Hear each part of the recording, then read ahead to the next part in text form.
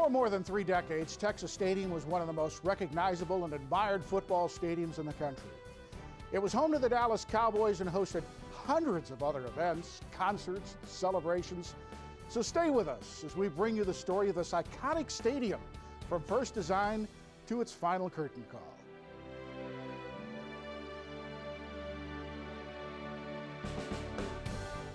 Hi everyone, I'm Lance Brown, and we are going to look back at the history of the stadium known for the hole in the roof, so God could look down at his team. We will also look ahead at what the future holds for this site that saw so many great moments in the history of the Dallas Cowboys.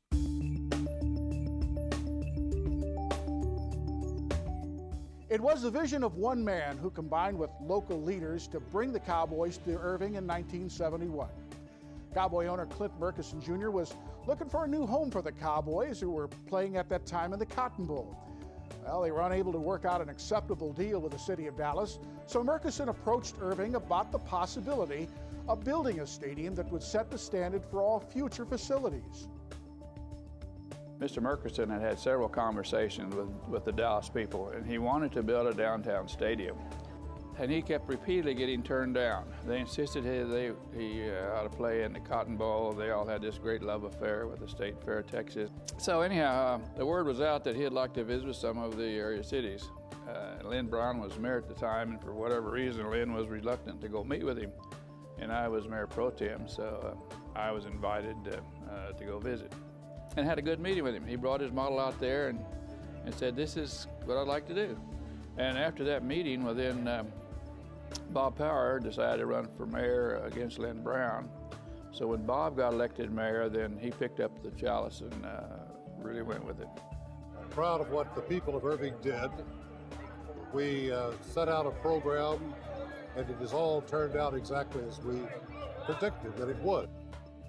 Created a revolution in financing for stadiums, the way it was built with no taxpayer money. User fees in the form of seat licenses and bonds were sold, and the owner kicked in about 1/3 of those costs, to get the privilege to operate that under that Texas Stadium contract for all those years. So it was a very forward-looking move on the part of the leadership at that time. That's one thing that I admire so much about Irving is the fact that those leaders then and now have great vision about our city and want to do things that make it nationally recognized. I remember 69 or 70 seeing a small-scale model of the stadium down at Channel 8, and then bingo, it turns out to be a reality.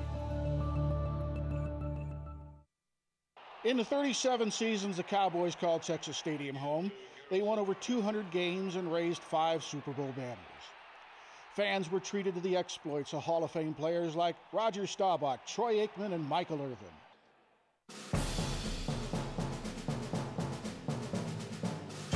We played in '71, opened the stadium in the middle of the year, and Craig Morton and I were kind of battling back and forth, but I got a chance to start that game against the New England Patriots. And remember Bob Hayes catching the first touchdown pass, and there's a lot of great memories. I was working as the radio analyst at the time with Bill Mercer, the first game, and Dwayne Thomas scored the first touchdown there against New England in 1971. And it does have so many memories. It was a new type of AstroTurf field. We had to have special shoes, and it was just such a huge place, and they had luxury suites. We didn't know what luxury suites are. It was the Roman Colosseum. Where the lines are going to come out and eat all this this warriors down here. It was our stadium, designed for us by Clint Murkison, and when I say our, I mean the Dallas Cowboys. It was a wonderful place to watch a game. It was thoughtfully planned so that the fans would enjoy everything about it. And I had great times there. We won most of the time, and we had great teams. I started out in the Cotton Bowl when I came to Dallas in '67 and went into Texas Stadium, and probably Texas Stadium was the most awesome football facility in the whole National Football League. There were so many things unique about it. The hole in the roof, wrapped around America's team, which is where the saying began, God wanted to watch his favorite team play. That started back in the early '70s. So yes, we've had, that's been an important part of Irving history for a long time. The hole in the roof was something unique because at the time it was you're supposed to play in the weather, but the fans were covered, but then when the wind blew, the fans weren't covered. They got wet as we did. So But it was a great stadium. It was special to me and special to a lot of other players. Some of my greatest memories, certainly professionally, were right there at Texas Stadium. One of my favorite memories, probably my first preseason game there. Just being able to walk out on the field with that star on your helmet, looking around and saying, wow, I'm actually playing for the Dallas Cowboys. I'm just a small country boy from down in East Texas, went down to the University of Houston, came to Dallas and Texas Stadium.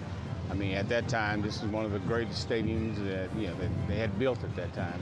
We played in front of a lot of great fans during that time frame.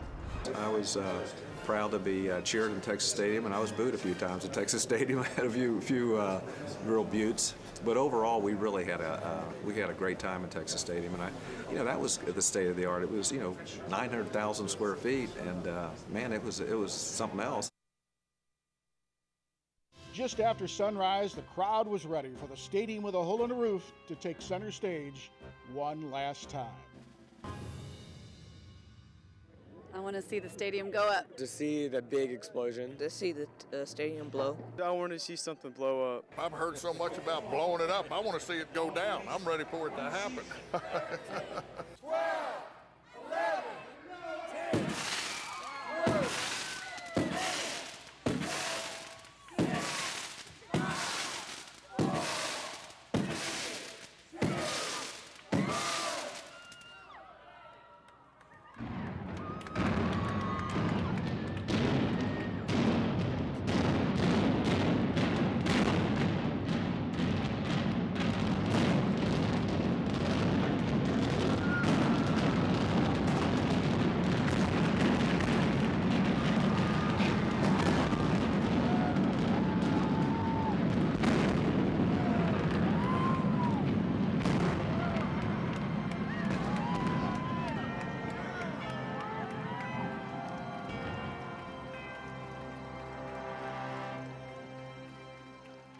Nobody really knew whether it would fall down completely and whether the roof would fall as needed, and as it started to go, it all happened so fast and happened just perfectly. Once I heard that first explosion and the second and the third, and then it just kind of paused like maybe it didn't want to fall. I thought it was going to come down when you heard the bang, and then it's like waiting, and then all of a sudden just whoosh.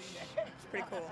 You could feel the impact of the explosions and stuff. And just seeing the roof ripple, that was amazing. It was almost like it was liquid. I was very, very pleased at the final result. I was pleased with the team effort of everybody, and I was pleased that the trusses laid down as well as they did. That's probably the most complex delay pattern I've ever used. A+, I'm happy. I mean, it couldn't be any happier.